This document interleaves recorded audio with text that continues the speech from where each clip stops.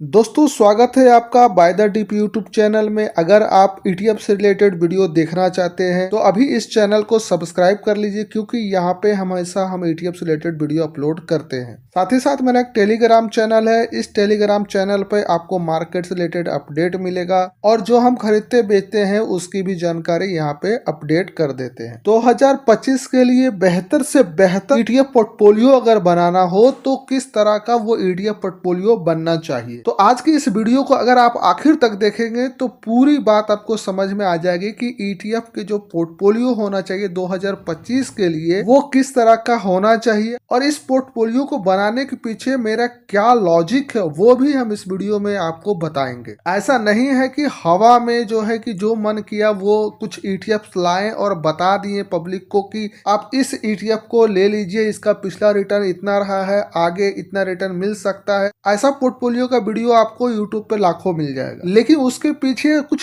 Sense होना चाहिए, कुछ साइंस होना चाहिए, कुछ लॉजिक होना चाहिए। इसकी जानकारी कभी किसी ने नहीं दी है। लेकिन आज के इस वीडियो में जो हम पोर्टफोलियो को डिजाइन किए हैं, इसके पीछे जो मेरा लॉजिक है, जो मेरा साइंस है, वो तमाम चीजें आपको जानने को भी मिलेगी। तो आपसे यही रिक्वेस्ट है कि वीडियो को आखिर तक देखिए ताकि आपको चीजें समझ में आए। तो ये मेरा गूगल शीट है और इस गूगल शीट के भीतर आपको जो है कि सेक्टर्स कुछ दिखेंगे, जो कि यहाँ देखिए सेक्टर्स लिख के आया हुआ है। तो सबसे जो इसके पहला सेक्टर हमारा है वो है फाइनेंशियल सर्विस, दूसरा है आईटी, तीसरा जो सेक्टर है oil gas and consumer, next यहाँ पर है ऑटो हेल्थ केयर, और इसके बाद यहाँ पे देखिए कुछ सेक्टर को हम इकट्ठे मिला दिए। एक्चुअली होता क्या है, जब आप पोर्टफोलियो बनाने लगते हैं और जिस चीज को आप बेस बना के चलते हैं अपने पोर्टफोलियो के लिए, जैसे कि हमने इस पोर्टफोलियो को जो डिजाइन किया है उसका कुछ ना कुछ बेस है। उस बेस के अनुसार जब आप डिजाइन करते हैं पोर्टफोलियो को, तब जाकर जो है कुछ ऐसा चीज आपके सामने आता है कि मजबूरन आपको कुछ एक सेक्टर को एक साथ सम्मिलित करना पड़ता है। और खास करके हम जब ईटीएफ में पोर्टफोलियो बना रहे हैं तो एक स्टॉक के लिए एक ईटीएफ नहीं होता, हर एक ईटीएफ में मिनिमम 10 से 15 ईटीएफ होते हैं।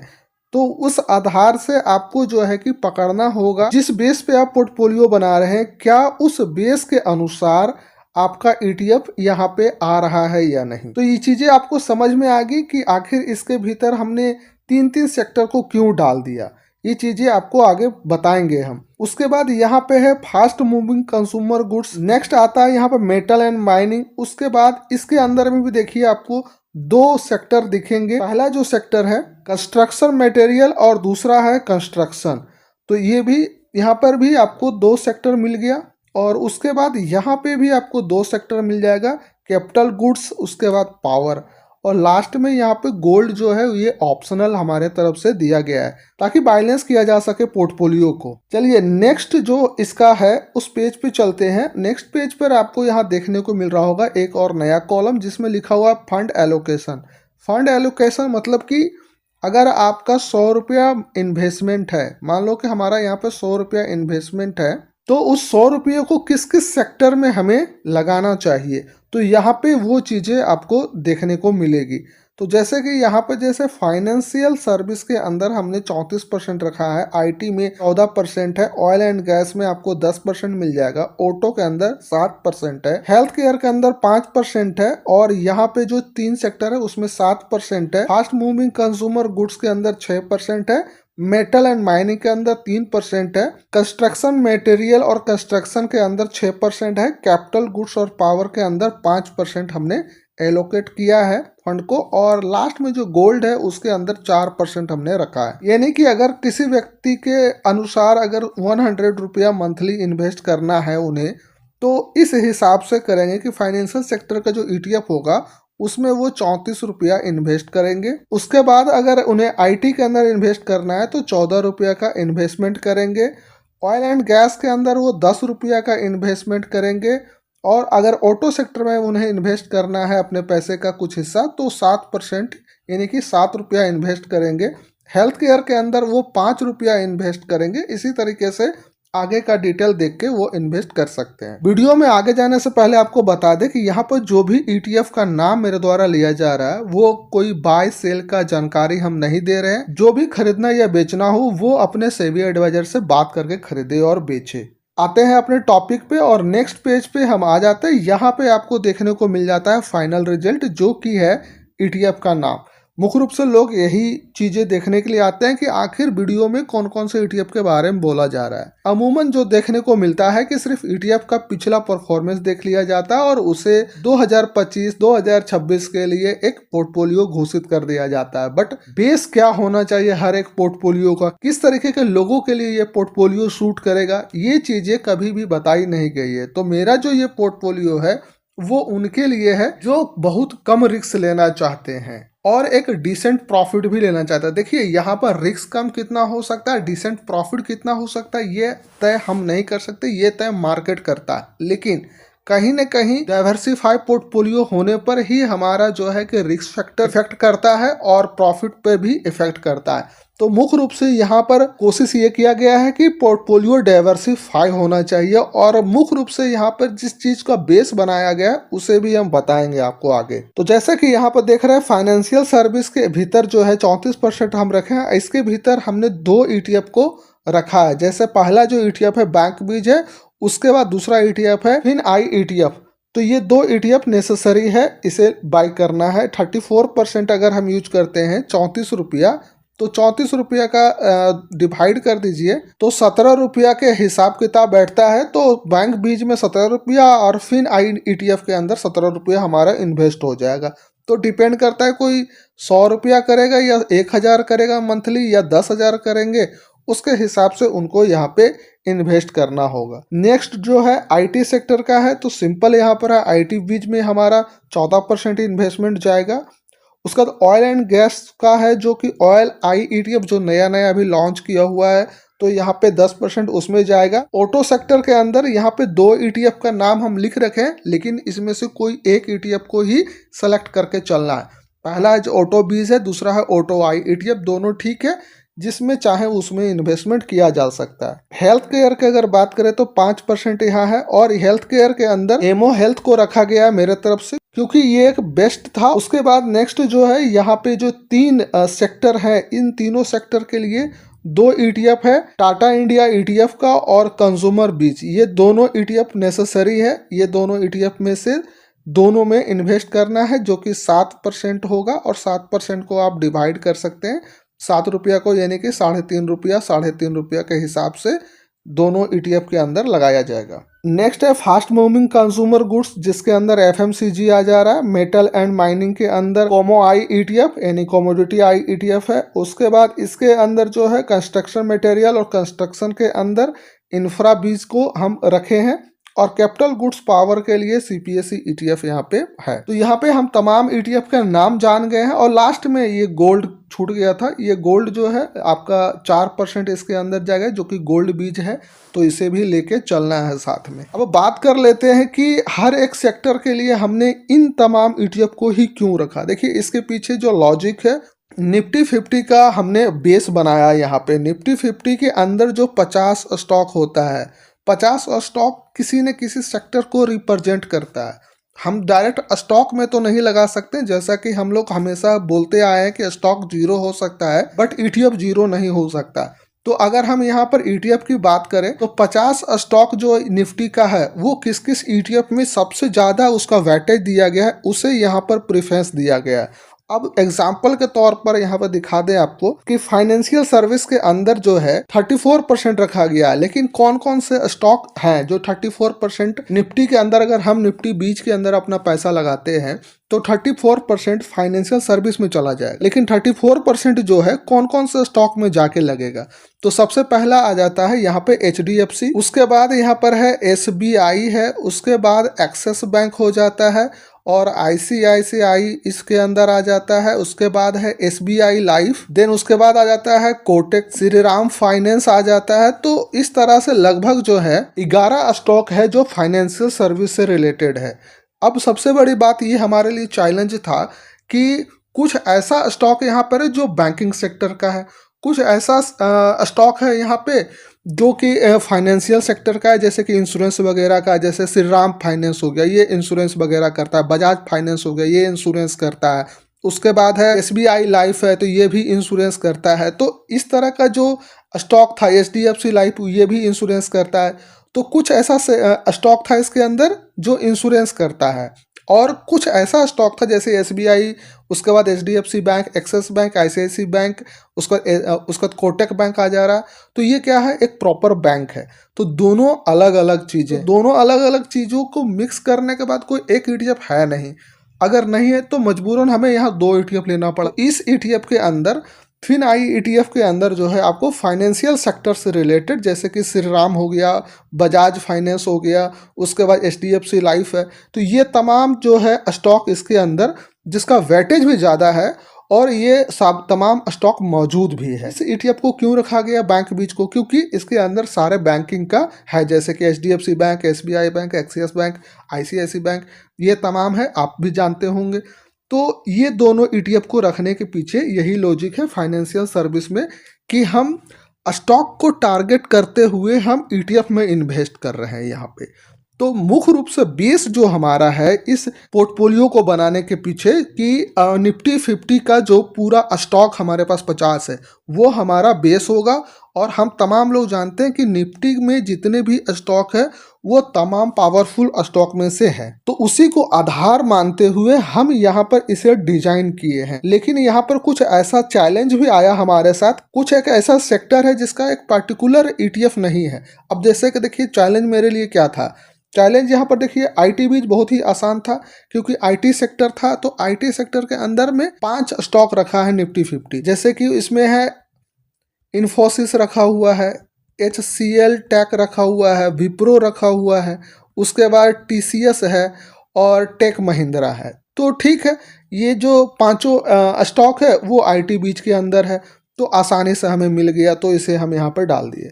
देखिए ये भी आसान था। ऑयल एंड आई ETF के अंदर रिलायंस है, BPCL है, ONGC है, कोल इंडिया है। तो इसी ETF के अंदर में आपको ये पांचों का पांचों स्टॉक मिल जाएगा, जिसका वेटेज भी बहुत अच्छा है। उसके बाद आ जाता है ऑटो सेक्टर। ऑटो सेक्टर के अंदर ऑटो बीज है या फिर ऑटो आई ETF। तो ऑटो बीज के अंदर में या ऑटो आई ETF के अंदर में भी महिंद्रा एंड महिंद्रा है, टाटा मोटर है, मारुति बजाज ऑटो, हीरो मोटोकॉम और एसर मोटर है। तो ये तमाम स्टॉक है भी ऑटो बीज के अंदर या फिर ऑटो आई ETF के अंदर, और साथ ही साथ इसका वेटेज भी बहुत अधिक है। उसके अलावा और भी स्टॉक है। तो हम मुख्य रूप से जो फोकस कर रहे हैं 5 स्टॉक जो निफ्टी 50 के अंदर है वो तो मौजूद है और उसका वेटेज भी अधिक है, जिसके वजह से हमने ऑटो बीज या ऑटो आई ETF को रखा। नेक्स्ट यहाँ पर बात कर लेते हैं हेल्थ केयर के अंदर। तो हेल्थ केयर के अंदर देखिए फार्मा बीज भी एक ETF है, एमो हेल्थी भी एक ETF है, और ये जो ETF है एमो हेल्थ भी एक ETF है। तो तीनों के तीनों जो है हेल्थ से रिलेटेड है। लेकिन देखिए हेल्थ केयर के अंदर में जो फार्मा बीज है उसमें ज़्यादातर फार्मा सेक्टर के स्टॉक डाला गया है, और एमो हेल्थी के अंदर में भी फार्मा सेक्टर के नहीं जो दवाई बनाता है उस तरह की कंपनियों को डाला गया है। लेकिन निफ्टी 50 के अंदर में जो हेल्थ केयर है, वो उस हेल्थ केयर में जो स्टॉक्स रखे गए हैं वो स्टॉक फार्मा के भी स्टॉक है, और साथ ही साथ जो इलाज करने वाला अस्पताल है, जो मेडिकल के इक्विपमेंट बनाता है, उन तमाम स्टॉक को रखा गया है निफ्टी 50 में। अब एग्जांपल के तौर पर हम आपको बता दें कि हेल्थ केयर में जो निफ्टी 50 का जो 4 स्टॉक है, वो सबसे पहला है सन फार्मा। तो ठीक है, ये दवाई बना रहा है। सिप्ला, ये भी दवाई बनाने वाली कंपनी है। उसके बाद डॉक्टर रेड्डी है, ये भी दवाई बनाने वाली कंपनी है। उसके बाद अपोलो हॉस्पिटल आ जा रहा है। अब देखिए यहाँ पर बदल गया, अपोलो हॉस्पिटल आ गया जो कि अस्पतालों वाला काम कर रहा है। तो यहाँ पे फार्मा बीज जो है बाहर हो जा रहा है। उसके बाद एमो हेल्थी वो भी बाहर हो जा रहा है। तो एटलीस्ट हमें पकड़ में आया कि एमो हेल्थी है जो कि यहाँ पर अस्पताल को भी अपने अंदर रखे हुए है, साथ ही साथ यहाँ पे जो है फार्मा सेक्टर को भी अपने साथ में रखे हुए, और टोटल इसके अंदर 99 स्टॉक दिया गया है। तो ये बेहतर हमारे नज़र में लगा, इसीलिए हेल्थ केयर के लिए एमो हेल्थी हमने सेलेक्ट किया है। अब यहाँ पर नेक्स्ट आता है आपका 7 नंबर वाला, ये जो है वो देखिए इसके अंदर क्या है। सबसे बड़ा घमासान हमारे साथ इसी में हुआ और हमारा दिमाग सबसे ज़्यादा इसी ने खराब किया है। तो देखिए टेलीकॉम्युनिकेशन है। अब टेलीकॉम्युनिकेशन का अगर आप ETF जाके ढूंढेंगे तो मिलेगा नहीं, और अगर निफ्टी 50 में टेलीकॉम्युनिकेशन का कोई स्टॉक है तो वो मात्र एक है, भारतीय एयरटेल, और कुछ है नहीं। तो ये एक समस्या आ गया कि यार एक सिंगल स्टॉक के लिए सिंगल स्टॉक कहाँ से ईटीएफ कहाँ से ढूंढा जाए, ये समस्या आ गया। दूसरा था यहाँ पे जो इसका और 4% वेटेज दिया गया है आपको टेलीकम्युनिकेशन का निफ्टी 50 के अंदर। नेक्स्ट है कंज्यूमर सर्विस, जिसमें 1.5% वेटेज दिया गया है और 1.5% वेटेज के साथ कंज्यूमर सर्विस के लिए मात्र एक स्टॉक रखा है निफ्टी 50 ने, जिसमें है ट्रेंड, जो टाटा कंपनी का ट्रेंड है कंपनी, उसको यहाँ पर रख दिया है। और उसके बाद लास्ट जो है कंज्यूमर ड्यूरेबल है, जो 2% वेटेज के साथ है और जिसके अंदर मात्र 2 ही मतलब स्टॉक है निफ्टी 50 के अंदर। पहला जो है टाइटन है, दूसरा है एशियन पेंट। अब सब मिला के कितना हो गया, इस तीनों सेक्टर के अंदर में मात्र टोटल 5 स्टॉक आ रहा है। ठीक है, 5 स्टॉक आ रहा है। जैसे कि हमने बताया आपको, पहला जो है था ये भारतीय एयरटेल था, दूसरा ट्रेंड था, तीसरा टाइटन है, उसके बाद एशियन पेंट है, यानी कि टोटल 4 ही स्टॉक आ रहा है। अब 4 स्टॉक के अंदर 3 सेक्टर है और टोटल 3 सेक्टर में 7% वेटेज दे दिया है। ये मोस्ट पॉपुलर चारों जो स्टॉक है, अब देखिए मोस्ट पॉपुलर इसलिए भारतीय एयरटेल जो है अपने आप में एक पॉपुलर स्टॉक है, उसके बाद टाइटन, उसके बाद एशियन पेंट, उसके बाद ट्रेंड, ये चारों के चारों मोस्ट पॉपुलर स्टॉक है।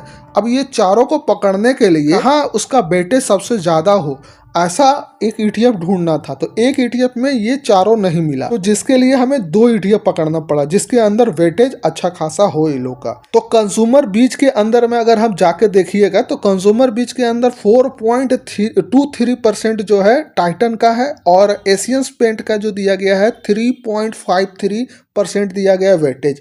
तो यहाँ से हमें जो है कि एशियन पेंट और टाटा को पकड़ लिए हैं। टाटा इंडिया ईटीएफ के अंदर में क्या है, टाटा इंडिया ईटीएफ के अंदर में हमें ट्रेंड मिल गया, उसके बाद भारतीय एयरटेल मिल गया। भारतीय एयरटेल आई थिंक कंज्यूमर बीज के अंदर में भी भारतीय एयरटेल है और टाटा IETF के अंदर में भी आपको भारतीय एयरटेल मिल जाएगा। तो दोनों के अंदर भारतीय एयरटेल भी मिल गया और प्लस हमको ट्रेंड जो है वो भी पकड़ा गया और टाइटन भी शायद दोनों के अंदर मिल जा रहा है। तो इसीलिए हमने जो है कि ये दोनों ETF को लेके चला है साथ में। किसी में वेटेज कम है, किसी में वेटेज ज़्यादा है, लेकिन हमारा जो पैसा है मुख्य रूप से हम दिमाग ये लगाए हैं कि हमारा ये 4 स्टॉक के अंदर हमारा ज़्यादातर पैसा जाए।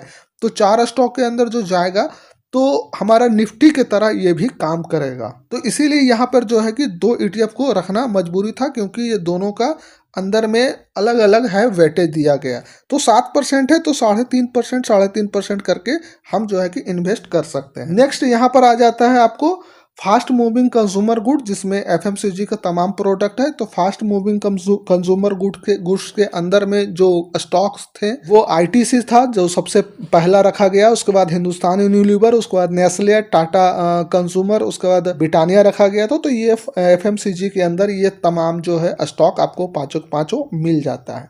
मेटल एंड माइनिंग की बात करें, यहाँ 3% है तो कॉमोडिटी IETF है। मेटल एंड माइनिंग के अंदर में 4 स्टॉक दिया गया था मुख्य रूप से निफ्टी 50 के अंदर, जिसमें से पहला नंबर पर टाटा स्टील है, हिंडाल्को है और JSW स्टील और अदानी इंटरप्राइजेस। तो इसके अंदर में भी ये चारों के चारों जो है और ज़्यादा से ज़्यादा वेटेज भी इसके अंदर दिया गया है। उसके बाद अगर हम बात कर लेते हैं कि इसके अंदर देखिए, इसके अंदर में भी हमने 2 सेक्टर को एक साथ रखा है और इंफ्रा बीज ETF के साथ में इसको जो है कंबाइन कर दिया। कभी कभी ऐसा होता है कि एक ही ETF के अंदर में आपको 2 सेक्टर का स्टॉक मिल जाता है और अच्छा खासा वेटेज के साथ भी। तो यहाँ पर कंस्ट्रक्शन मटेरियल और कंस्ट्रक्शन का है, तो कंस्ट्रक्शन का पूरा 4% वेटेज दिया गया है और कंस्ट्रक्शन मटेरियल में 2% का वेटेज है, यानी कि टोटल 6% वेटेज हो गया। तो कंस्ट्रक्शन मटेरियल में जो निफ्टी 50 स्टॉक रखा है तो वो रखा है अल्ट्राटेक सीमेंट को और ग्रासिम नाम के कोई स्टॉक है। ये 2 स्टॉक को रखा है कंस्ट्रक्शन मटेरियल के अंदर में। और उसके बाद कंस्ट्रक्शन में के अंदर में जो 4% वेटेज है वो सिर्फ एक स्टॉक को दे दिया है L&T को। अब एक L&T के चक्कर में एक ETF तो बन नहीं सकता, तो इसके लिए जो है कि इंफ्रा इसके अंदर आ जाता है, L&T भी और उसके बाद अल्ट्राटेक और ग्रासिम जो है वो भी आ जाता है। तो तीनों स्टॉक इसमें अच्छा वेटेज के साथ है और साथ ही साथ हमारा यहाँ पर 6% हो जा रहा है। तो बढ़िया है, 6% हम जो है कि यहाँ पर अपना फंड का एलोकेट करेंगे। सेकेंड लास्ट है यहाँ पर कैपिटल गुड्स और पावर, कैपिटल गुड्स पावर की अगर बात करें तो पावर में जो परसेंटेज है 2% दिया गया है पावर के अंदर, और कैपिटल गुड्स के अंदर जो है 1% है। 99 रखा है 0.99, लेकिन 1% हम इसे मान लेते हैं, तो टोटल 5% हो गया। और ये CPSE ETF से हमारा काम हो जाता है, क्योंकि कैपिटल पावर के अंदर जो है पावर ग्रिड है और NTPC, तो CPSE के अंदर में भी पावर ग्रिड और NTPC जो है प्रचुर मात्रा में इसका वेटेज दिया गया है। और यहाँ पर अगर हम कैपिटल गुड्स की बात करें तो भेल है, तो भेल भी आपको CPSE में मिल जाता है अच्छा वेटेज के साथ, तो हमारा यहाँ पर पकड़ा जाता है। तो यहाँ पे देखिए मुख्य रूप से हमने ETF लाया। ETF को निफ्टी 50 के जितना सेक्टर है उस सेक्टर से रिलेटेड जितना भी स्टॉक था, उस स्टॉक से रिलेटेड जितना ETF था, उन तमाम को एक कंबाइंड करने के बाद जो एक निचोड़ निकला, उस निचोड़ को हमने यहाँ पे निकाल के रख दिया है कि ये तमाम ETF जो है निफ्टी 50 के जो स्टॉक है उसको ट्रैक करता है और उसका वेटेज भी प्रचुर मात्रा में यहाँ है। अब सोचने वाली बात है कि अगर हम इस तरह के पोर्टफोलियो के साथ अगर अपना इन्वेस्टमेंट को जारी रखते हैं तो निश्चित तौर पर हमारा रिटर्न अच्छा होगा, साथ ही साथ रिस्क भी हमारा कम होगा और फंड जो है डिस्ट्रीब्यूट होगा हर एक सेक्टर के अंदर में। और NSE जो दिमाग लगाता है अपना सेक्टर में परसेंटेज का, वो परसेंटेज का भी यहाँ पर ख्याल पूरा अच्छा से रखा गया है। तो NSE ने अपना परसेंटेज रखा है, वही परसेंटेज हम यहाँ पे भी रखे हैं और कोई छेड़छाड़ नहीं किया परसेंटेज से, ताकि लोग जो है अपना पैसा उसी हिसाब से डिस्ट्रीब्यूट करके और इन तमाम ETF के अंदर में अपना इन्वेस्ट कर सकते हैं। और लास्ट में आपका यहाँ पर आ जाता है गोल्ड, जो 4% है, जो कि गोल्ड बीज से यहाँ पर हम इन्वेस्ट करेंगे। और अगर हम टोटल जोड़ देते हैं तो ऊपर जितना भी ETF है उनसे 96% प्लस यहाँ पर 4% आपका गोल्ड है, तो टोटल 100% आपका यहाँ पे इन्वेस्टमेंट हो जाता है। तो दोस्तों यहाँ पर आप देख लिए होंगे कि किस तरीके से हमने यहाँ पर अपना पोर्टफोलियो को तैयार करने के लिए किन किन चीजों को मुख्य रूप से आधार माना है और उससे बिना नजरअंदाज किए एक अच्छा ETF का पोर्टफोलियो तैयार किया। लेकिन एक बार फिर हम आपको कहना चाहेंगे कि इस पोर्टफोलियो को यूज करने से पहले आप अपना सेबी एडवाइजर से बात करके ही बाय सेल कीजिएगा या फिर इन्वेस्टमेंट कीजिएगा। खैर वीडियो यहीं तक था, आपको कैसा लगा ये वीडियो आप हमें कमेंट करके जरूर बताइएगा। और अगर आप चाहते हैं कोई ऐसा एग्रेसिव पोर्टफोलियो जिसमें ज़्यादा प्रॉफिट भी हो, थोड़ा ज़्यादा रिस्क भी हो, उसे मैनेज किया जा सकता है, तो अगर वैसा पोर्टफोलियो आप चाहते हैं तो आप कमेंट करके हमें बोल सकते हैं। नेक्स्ट वीडियो में हम वैसा पोर्टफोलियो डिजाइन करके हम आप लोगों के लिए लाएंगे। तो वीडियो यहीं तक था, मिलते हैं कोई नेक्स्ट वीडियो में, जब तक के लिए टेक केयर, बाय बाय।